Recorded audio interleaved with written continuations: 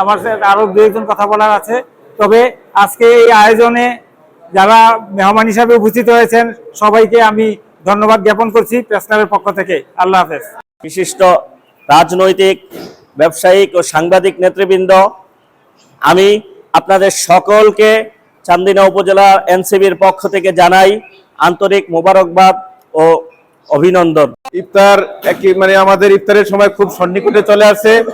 আমি যে কথাটা বলতে চাই, আজকে সাংবাদিকদের উদ্যোগে আজকে যে ইফতারের আয়োজন করা হয়েছে, সেই সাংবাদিকদের উদ্দেশ্যে আমি একটি কথাই বলতে চাই, আপনারা হচ্ছেন এই জাতির বিবেক।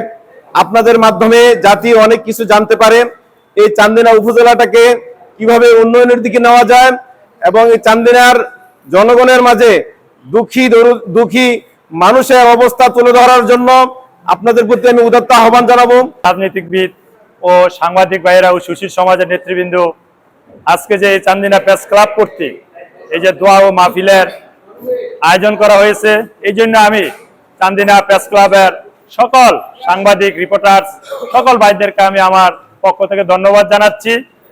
সেই সুশীল সমাজের নেতৃবৃন্দের সম্মানে আজকের ইফতার মাহফিলে উপস্থিত রয়েছেন চান্দিনা উপজেলা নির্বাহী অফিসার মহোদয় সহ রয়েছেন চান্দিনা উপজেলা বিএনপির সাবেক সাধারণ সম্পাদক কাজী এরশাদ এবং অন্যান্য রাজনৈতিক দলের নেতৃবৃন্দ, সাংবাদিক নেতৃবৃন্দ এবং প্রশাসনিক কর্মকর্তাবৃন্দ এবং সুশীল সমাজের নেতৃবৃন্দ, সবাইকে জানাচ্ছি আমার সংগ্রামী সালাম। আসসালামু আলাইকুম।